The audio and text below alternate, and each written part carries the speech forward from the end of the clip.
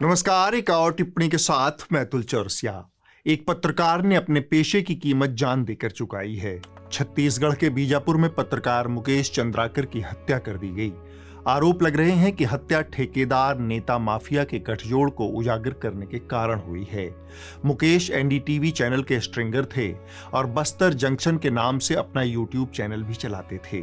जानकारी के मुताबिक मुकेश ने एक सड़क निर्माण कार्य में 50 करोड़ से ज्यादा के घोटाले की खबर ब्रेक की थी।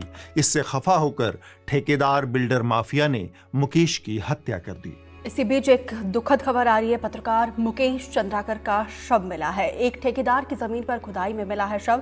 1 जनवरी की रात से लापता थे मुकेश चंद्राकर। एनडीटीवी के लिए काम करते थे, स्वतंत्र पत्रकार के तौर पर। घटिया सड़क निर्माण की खबर हमने की थी, जिस पर जांच भी बैठी थी, जिसको लेकर संदेह भी जताया जा रहा है, क्योंकि वो जो ठेकेदार जो सड़क बना रहे थे उन्हीं का वो जमीन बताई जा रही है। मुकेश चंद्राकर को हमारी श्रद्धांजलि। यह घटना सभी पत्रकारों के सतर्क होने का वक्त है और ड्यूटी के साथ उनकी सुरक्षा की चिंताओं को भी उजागर करती है। पूरा हफ्ता घने कोहरे और शीतलहर की चपेट में गुजरा था। हस्तिनापुर में चुनावी सरगर्मियां तेज हो चुकी थी। डंकापति एक बार फिर से पुराने दिनों की तरह कमर में फेंटा बांधकर मैदान में उतर चुके थे। छोटे नवाब भी उतने ही जोश से दम भर रहे थे। राजकुंवर की पार्टी तीसरी बार भी खेल से बाहर ही नजर आ रही थी। हस्तिनापुर की जनता इस खेल का पूरा मजा ले रही थी। धृतराष्ट्र हस्तिनापुर के चुनावी माहौल का जायजा लेने के लिए दरबार पहुंचे थे।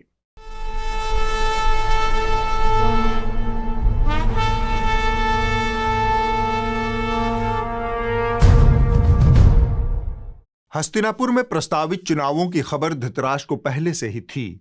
इधर उधर की 2-4 छोटी मोटी बातों के बाद धृतराष्ट्र ने सीधे प्रस्थान बिंदु पर लैंड किया। डंकापति की कोई सूचना है? संजय को इस प्रश्न की उम्मीद हमेशा से रहती है, सो उन्होंने ज्यादा आश्चर्य नहीं किया। वो बेहद सहजता से बोले, डंकापति एक बार फिर से चुनावी रंग में लौटने लगे हैं। विगत हफ्ते उन्होंने हस्तिनापुर के चुनावी बिगुल में हवा फूंकी और चारों तरफ आपदा ही आपदा फैल गई। दिल्ली का हर नागरिक कह रहा है, दिल्ली का हर बच्चा कह रहा है, दिल्ली की हर गली से आवाज आ रही है, आपदा को नहीं सहेंगे, बदल के रहेंगे। आपदा को नहीं सहेंगे, आपदा को नहीं सहेंगे। धृतराष्ट्र अवाक संजय का मुंह निहार रहे थे। संजय ने अपनी बात आगे बढ़ाते हुए धृतराष्ट्र की अवाकनेस को थोड़ा सा कम किया। डंकापति इस आपदा में अवसर ढूंढ रहे हैं महाराज। धृतराष्ट्र ने पूछा, वो कैसे? संजय ने कहा, वो ऐसे महाराज की अब सावरकर के नाम पर हस्तिनापुर में गुरुकुल खुलेगा। इस गुरुकुल में माफी मांगकर वीर बनने की विधा पर पढ़ाई की जाएगी। अंग्रेजों से 60 रुपए मासिक पेंशन लेकर देशभक्त कैसे बने, इस विषय पर पीएचडी करवाई जाएगी। वहीं नजफगढ़ में वीर सावरकर जी के नाम पर नया कॉलेज भी बनने जा रहा है। डंकापति अकेले नहीं चलते। जब वो बोलते हैं तब उनके साथ उनके दरबारी ऑर्केस्ट्रा के trumpet, flute, violin, drum, tuba, saxophone आदि आपस में मिलकर कर्कश कोरस उत्पन्न करते हैं, जिससे कड़क कड़क कड़ झय्यम झय्यम वाला बेसुरा दरबारी राग सुनने को मिलता है। लेकिन आज वीर सावरकर के नाम पर जिस तरह की ओछी राजनीति हो रही है वो शर्मनाक है। दिल्ली में, देश की राजधानी दिल्ली में, इंदिरा गांधी के नाम पर कोई स्वतंत्रता सेनानी नहीं थी। इंदिरा गांधी के नाम पर पूरा विश्वविद्यालय, इंदिरा गांधी के नाम पर तमाम संस्थान है, लेकिन एक कॉलेज, सिर्फ एक कॉलेज, उनका नाम, इस कॉलेज का नाम वीर सावरकर के नाम पर रख दिया तो कांग्रेस परेशान हो गई। I'm so happy, I'm so proud, I'm so happy that there is one college named after Veer Savarkar, and I think we find more and more ways to give him the respect that he deserves. He's a remarkable man, remarkable man. इस बेसुरे दरबारी राग से धृतराष्ट्र का मुंह कसैला हो गया। उन्होंने कहा, इतने महान डंकापति के दरबारी इतने घामड़ बकलोल कैसे हो सकते हैं? कुछ तो अकल होनी चाहिए। संजय को लगा कि धृतराष्ट्र का मूड ठीक करने के लिए कुछ तो करना होगा, सो उन्होंने ऑर्केस्ट्रा की जगह असली ऑर्केस्ट्रा वाले का जिक्र छेड़ दिया। वो जो लगातार कुछ लोगों के दिलों को जलाता आ रहा था, उसने डंकापति के दिल में मधुर संगीत की स्वर लहरियां बिखेर दी।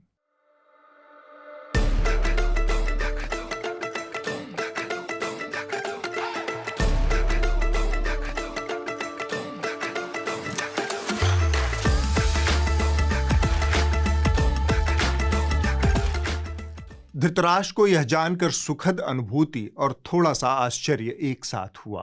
उन्होंने कहा, ये तो वही दिलजला है जिसने डंकापति के दिल अजीज बहन रंगना कनौत को रगड़ दिया था। तब शायद किसानों का आंदोलन चल रहा था। कंगना रनौत और दिलजीत के बीच ट्विटर पर लंबी बहस चली थी। इस बीच कंगना ने दिलजीत को करण जौहर का पालतू बता दिया था। बता दें, दिलजीत दोसांझ और कंगना के बीच विवाद अब काफी बढ़ गया है। दोनों ने ही सोशल मीडिया पर एक दूसरे को काफी खरी खोटी सुनाई है। ये सारा मामला किसान आंदोलन से जुड़ा है। धृतराष्ट्र ने बोलना जारी रखा। डंकापति ने इस दिलजले को अपने दिल में जगह कैसे दे दी? बड़ी देर से बोलने का इंतजार कर रहे संजय ने कहा, महाराज, डंकापति को एक तीर से 3 तीतर मारने का शौक है। अव्वल तो यह राजनीति है, आपसे बेहतर भला कौन जानेगा। डंकापति की समस्या ये है कि पंजाब में वो उस तरह से कामयाब और लोकप्रिय नहीं है जैसे उत्तर आर्यावर्त के बाकी हिस्सों में हैं। पहली वजह तो यही लगती है। दूसरी वजह यह हो सकती है कि दिलजले को बुलाकर डंकापति ने अपने 2 चेलों को एक साथ ठिकाने लगा दिया है, बहन रंगना और तिहाड़ शिरोमणि। शिरोमणि तो बीते कई दिनों से दिलजले को गरियाए जा रहे थे। अगर दिलजीत दोसांझ के कॉन्सर्ट में लोग रोने लगते तो आप अंदाजा लगाइए वो कितने प्रभावशाली होंगे, कितने बड़े इन्फ्लुएंसर होंगे। वो आज हमारे देश के युवाओं को कुछ भी कह दें तो युवा आंख बंद करके शायद मान लेंगे, खासतौर पर वो जो उनके कॉन्सर्ट में जा रहे हैं। इसलिए उनकी जिम्मेदारी बहुत बड़ी हो जाती है। ये अवैध नहीं है, लेकिन अनैतिक जरूर है। अनैतिक जरूर है। इस तरह डंकापति ने शिरोमणि और बहन रंगना को साफ संदेश दिया है। लेकिन इस मुलाकात की तीसरी वजह मुझे ज्यादा अहम लगती है। हमारे खास सूत्र ने हमें बताया कि डंकापति की बड़ी हसरत थी दिलजले का एक लाइव कंसर्ट देखने की, लेकिन टिकटों की मारामारी और ब्लैकबाजी के कारण यह हो न सका। सो डंकापति ने तय किया कि अब दिलजले का अगला कंसर्ट सीधे उनके राजमहल में ही आयोजित होगा। फिर सब कुछ उनके मन मुताबिक ही हुआ। सुंदर दृश्य उपस्थित हुआ। डंकापति तबले पर थाप दे रहे थे। दिलजले के सुरीले कंठ से सुर सरिता प्रवाहित हो रही थी। ओ कहंदे किथे है तेरा रब दिसदा ही नहीं, मैं कहा अखां बंद कर ध्यान कर महसूस कर, ये मसला बाहर दी अख दा नहीं अंदर दा है। धृतराष्ट्र के मुंह से बेसाख्ता निकला, वाह वाह वाह वाह। संजय ने कहा, महाराज अभी क्या देखा है, और बड़ा देखेंगे। आंख खुल जाएगी जब अगली खबर देखेंगे। धृतराष्ट्र ने कहा, आगे बढ़ो। तब संजय ने अगली खबर पेश की। डंकापति के शागिर्दों की कारस्तानियां तो आप सबको पता ही होंगी। अजमेर शरीफ के नाम से दुनिया भर में मशहूर ख्वाजा मोइनुद्दीन हसन चिश्ती के दरगाह परिसर में संकट मोचन महादेव मंदिर होने का दावा किया गया है। कोर्ट ने इस दावे की याचिका को स्वीकार भी कर लिया। कोर्ट ने इस याचिका को सुनवाई के योग्य माना है और दरगाह को नोटिस भेजा है। बता दें कि हिंदू सेना के राष्ट्रीय अध्यक्ष विष्णु गुप्ता की तरफ से अजमेर शरीफ दरगाह में हिंदू मंदिर होने का दावा किया गया था। धृतराष्ट्र ने दबी जुबान से कहा, हाँ सुना तो था। संजय ने कहा, अब डंकापति ने उसी ख्वाजा गरीब नवाज की खिदमत में सलाम पेश करते हुए चादर भेजी है। धृतराष्ट्र ने कहा, मतलब? संजय ने कहा, मतलब ये कि एक हाथ से चादर और दूसरे हाथ से कानूनी नोटिस। डंकापति का संदेश साफ है, शागिर्द अपना काम करेंगे, वो अपना काम करेंगे। दोनों बातों में कोई विरोधाभास नहीं है। अगर कोई विरोधाभास है तो वह विदेशी, माओवादी, सोरोसवादी, अर्बन नक्सल, खान मार्केट गैंग वालों की साजिश है। यह बात कहते कहते संजय को एक और बात याद आ गई। मुद्दे से भटकते हुए संजय ने दूसरी कथा बाँचना शुरू किया। जिस काम में पहले डंकापति के गृह राज्य वालों का दबदबा था, वह काम अब कलिंग प्रदेश वाले भी करने लगे हैं। धृतराष्ट्र कंफ्यूज हो गए। उन्होंने स्थिति को स्पष्ट करने की मांग की। तब संजय ने एक वृत्त चित्र चला दिया। ओडिशा पुलिस ने प्रधानमंत्री नरेंद्र मोदी के चीफ सेक्रेटरी पीके मिश्रा की बेटी और दामाद बनकर कई बिल्डरों, खदान मालिकों और बिजनेसमैन से करोड़ों रुपए ठगने के आरोप में एक दंपत्ति को गिरफ्तार किया है। मिश्रा जी का बहु दामाद बनकर पीएमओ में काम कराने वाले ठगों की लिस्ट बढ़ती जा रही है। यह सोचकर धृतराष्ट्र को बड़ी चिंता हुई। आर्यावर्त अगर ऐसे ही चलता रहा तो इसका क्या होगा। इसी उधेड़बुन में वो सिंहासन से उठे और अंतःपुर को लौट गए। धृतराष्ट्र संजय संवाद में इस हफ्ते बस इतना ही। आगे बढ़ने से पहले एक छोटा सा क्षेपक। उत्तर प्रदेश के सहारनपुर जिले के एक जनसेवा केंद्र में कुछ लुटेरों ने लूटपाट की। जनसेवा केंद्र के कर्मचारियों ने मुकदमे में लिखवाया कि 1.5 लाख रुपए की लूट हुई है। इसके आधार पर उत्तर प्रदेश की विश्व प्रतिष्ठित पुलिस ने 3 लुटेरों को मुठभेड़ों पर अंत गिरफ्तार कर लिया और 27,000 रुपए बरामद करने का दावा भी किया। सहारनपुर पुलिस लूट केस में अब तक 3 बदमाशों को गिरफ्तार कर जेल भेज चुकी है। इतना ही नहीं, पुलिस ने आरोपियों से 27,690 रुपए की बरामदगी भी दिखाई है। यहाँ तक सब कुछ कुशल पूर्वक था। पुलिस भी खुश थी, जनसेवा केंद्र वाले भी खुश थे। फिर कहानी में एक ट्विस्ट आ गया।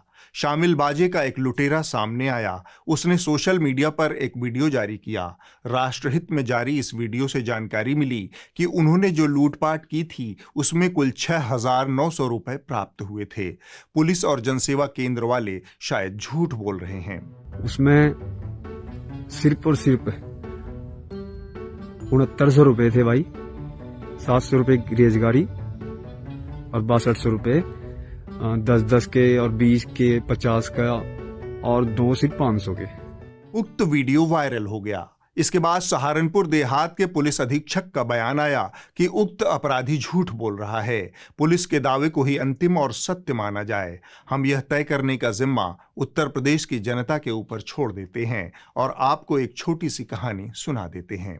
एक बार जापान, अमेरिका और उत्तर प्रदेश पुलिस के बीच सबसे बेहतर पुलिस फोर्स की बहस छिड़ गई। तीनों खुद को सबसे श्रेष्ठ बताते। तय हुआ कि तीनों के बीच एक मुकाबला होगा। शर्त ये कि एक घने जंगल में इकलौता शेर रहता था। जहां की पुलिस शेर को जितना जल्दी जंगल से खोज कर लाएगी वो उतनी बढ़िया पुलिस फोर्स कहलाएगी। पहले जापान की पुलिस जंगल में गई। वह 1 महीने में शेर को खोज कर ले आई। फिर अमेरिका की पुलिस उसी जंगल में गई। वह 15 दिन में शेर को खोज कर ले आई। और अंत में उत्तर प्रदेश पुलिस जंगल में गई और दूसरे दिन एक गधे के साथ वापस लौट आई। लोगों ने पूछा, यह क्या है? गधा बीच में बोल पड़ा, इनसे मत पूछो, मैं ही शेर हूं, मुझे जेल में बंद कर दो, लेकिन यूपी पुलिस वालों से मुझे बचा लो। लोगों ने थोड़ा और खोजबीन की।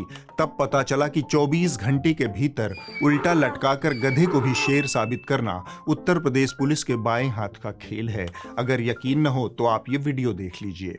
इधर मारो मारो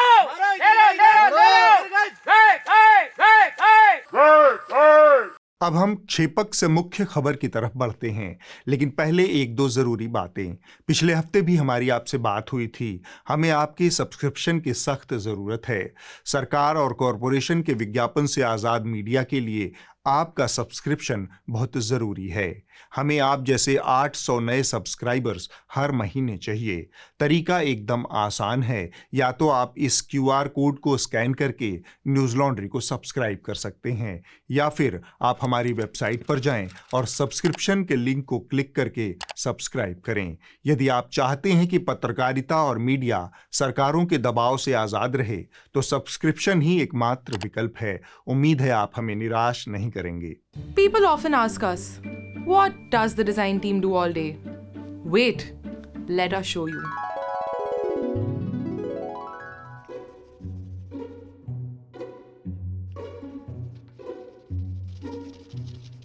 Gobind, what's going on?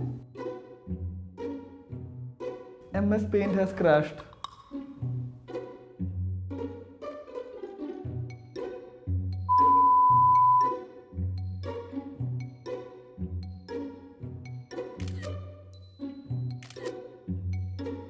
Gobind, what are you doing?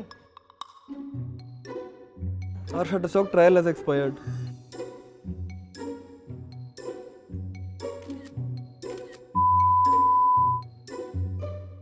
How's it going, Prachi? We need more storage.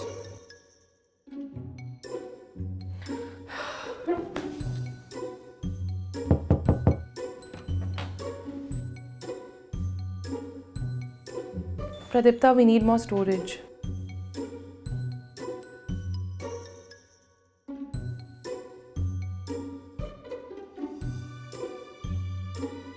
But We need subscription. What is this? See, we need you. We need you. We need you to know that without your subscriptions, it's hard for us to bring you quality content at the scale and frequency that we do. As someone who heads the design team, I can tell you firsthand how much thought and effort goes into making our stories accessible, engaging, and impactful. Every infographic, illustration, and visual element is crafted with you in mind to inform, inspire, and sometimes even entertain. Since we've chosen this harder path of independent, ad-free journalism, we rely on you, yes you, watching this right now to keep us going.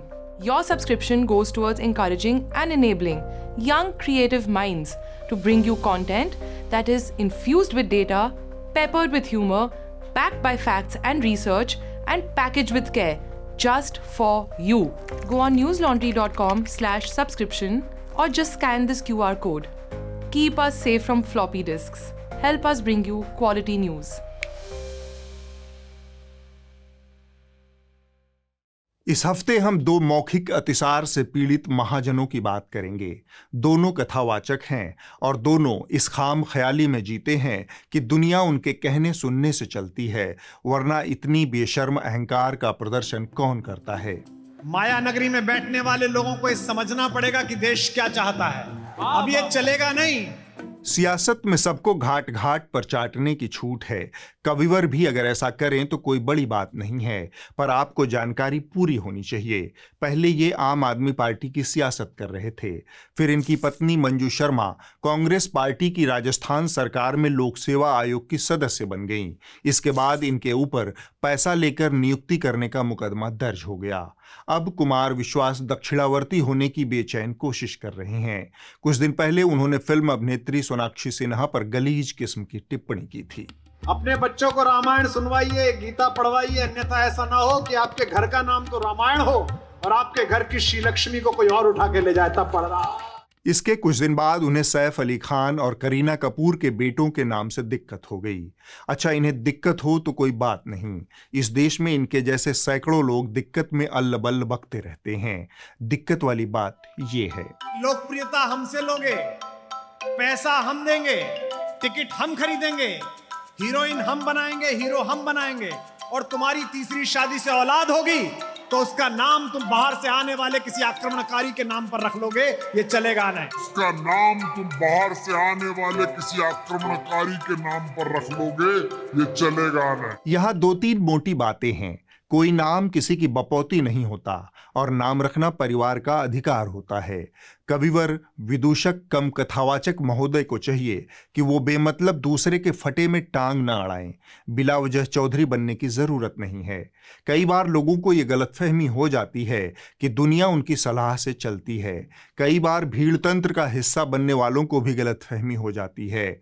कविवर उसी भीड़ तंत्र का हिस्सा हैं। किसी के बच्चे का नाम, किसी की शादी सार्वजनिक मुद्दा नहीं है, न ही यह कोई सामाजिक समस्या है। इस देश का संविधान हर नागरिक को कुछ अधिकार देता है और साथ में कुछ समझाइशें भी देता है। इसमें एक समझाइश यह है कि दूसरे के मामले में अपनी नाक मत घुसेड़ो, उनकी प्राइवेसी होती है। लेकिन कविवर मजबूर हैं। कविवर की मजबूरी है उनका अतीत। नफरत के खेत में मोहब्बत की चरस बोने का बिंब कितनी खूबसूरती से किसी दौर में पिरो रहे थे कविवर। जिस राम को माता सीता का पता एक दलित महिला शबरी ने बताया बेर खिला के, उसके वंशज सावन के महीने में जोमेटो से खाना आ गया तो खा नहीं रहे कि इसे मुसलमान ले आया। ये कितना भी खेत जोत लें अपने नफरत के ट्रैक्टर से, जब तक हम जैसे दो चार जिंदा हैं इनके खेत में चरस बोए रहेंगे। लेकिन आज कविवर दक्षिणावर्त होने को बेचैन हैं। ये मैं नहीं कह रहा, कविवर की बेचैनी खुद बयान करती है। हमारे वामपंथी मित्र, हमारे कांग्रेसी मित्र अटल जी की कितनी प्रशंसा करते हैं, और अटल जी जब थे तब ये लोग क्या बोलते थे हम भी देखते हैं। अटल जी थे तो अटल जी बहुत कट्टर थे, फिर आदरणीय अडवाणी जी का भारतीय राजनीति प्रवेश हुआ, अटल जी बहुत अच्छे हैं। उसके बाद आदरणीय प्रधानमंत्री जी का प्रवेश हुआ तो अटल जी अडवाणी जी दोनों बहुत अच्छे थे, और आदरणीय मुख्यमंत्री जी वो समय दूर नहीं है जब प्रधानमंत्री जी बहुत अच्छे हैं ये भी कहा जाएगा। प्रधानमंत्री जी बहुत अच्छे हैं ये भी कहा जाएगा। अंत में मुझे बस एक ही बात कहना है कि हे कविवर, आपका अतीत आपको इतने उच्च नैतिक प्रवचन की इजाजत नहीं देते। जिस अगले व्यक्ति की हम बात करने जा रहे हैं वो फुल टाइम कथावाचक है। वो कविवर की तरह पार्ट टाइम कथावाचन, पार्ट टाइम राजनीति और पार्ट टाइम साहित्य सेवा नहीं करते। ये महोदय हैं अनिरुद्धाचार्य। मेरी वाणी से किसी का दिल दुखा है, मेरे संतों का दिल दुखा है। संतों का दिल दुखना मतलब भगवान का दिल दुखना।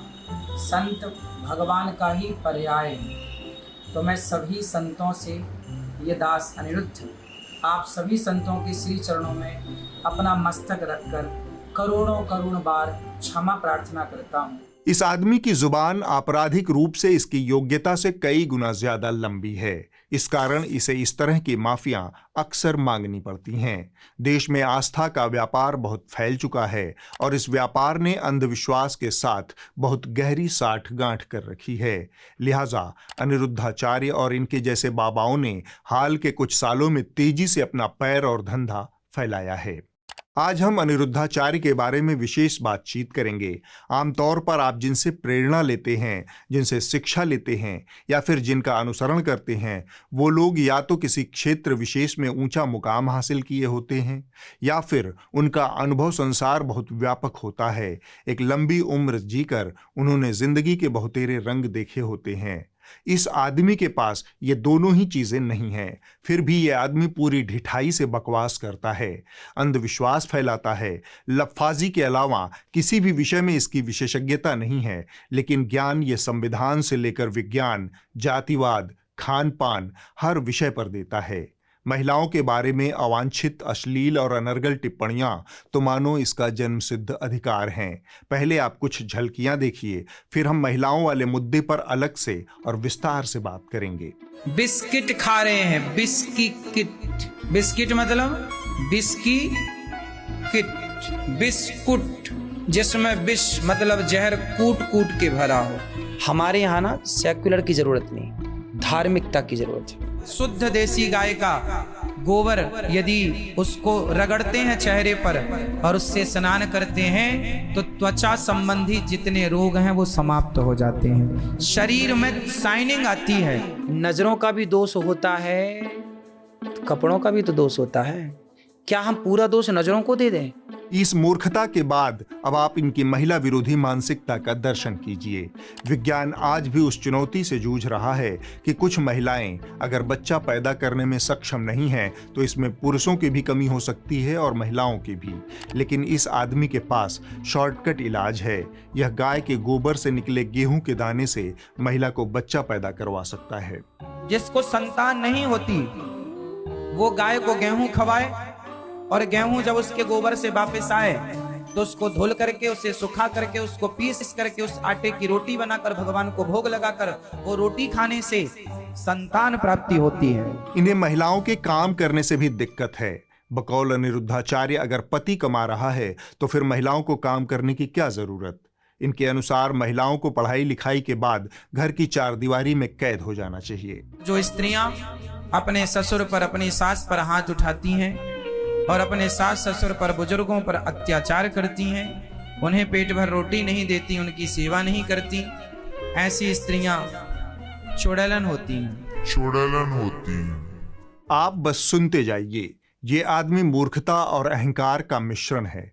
इनके मुताबिक सीता और द्रौपदी, जो कि हिंदू परंपरा में पूज्य महिलाएं हैं, उनके साथ जो कुछ भी बुरा हुआ वह उनकी सुंदरता के कारण हुआ। स्त्री का सुंदर होना अभिशाप है, यानी उनके साथ पुरुषों ने जो कुछ किया वो सारे पुरुष पाक और साफ थे। आपको पता है स्त्री का ज्यादा सुंदर होना गुण नहीं है, स्त्री का जरूरत से ज्यादा सुंदर होना दोष है। माता सीता का हरण क्यों हुआ? क्योंकि वह जरूरत से ज्यादा सुंदर थी। द्रौपदी की भरी सभा में साड़ी क्यों खींची गई?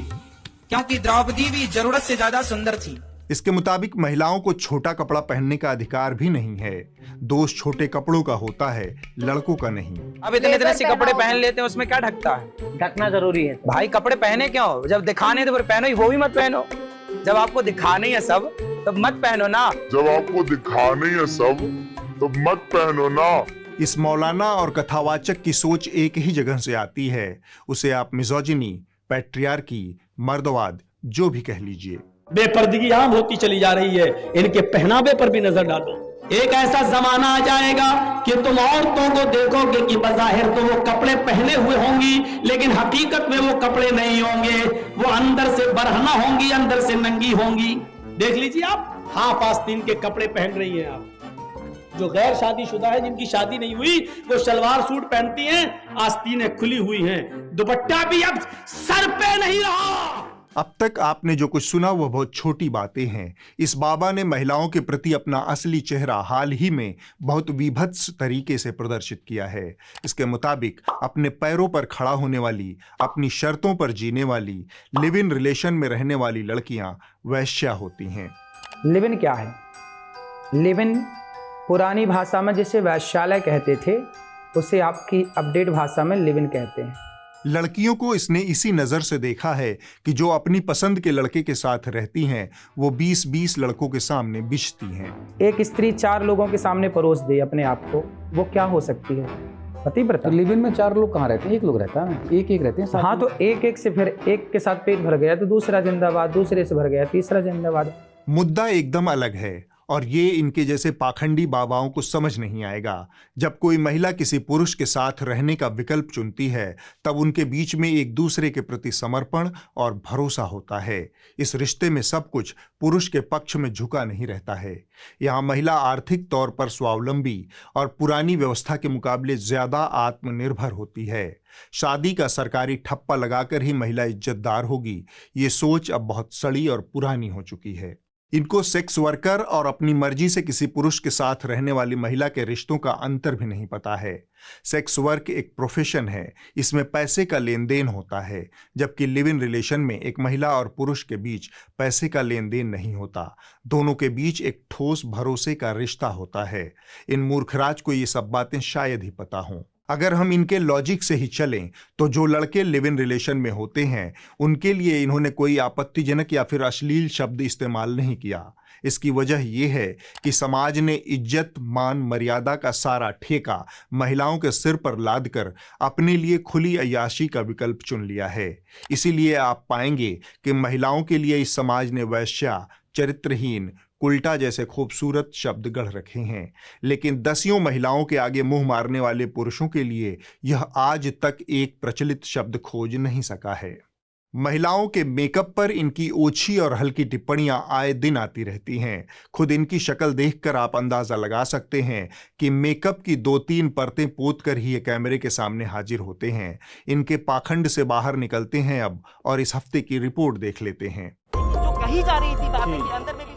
इस हफ्ते की रिपोर्ट चलचित्र अभियान से है। यह उत्तर प्रदेश के बागपत जिले की कहानी है। इसके एक गांव गंगनौली में कृष्णा नदी बहती है।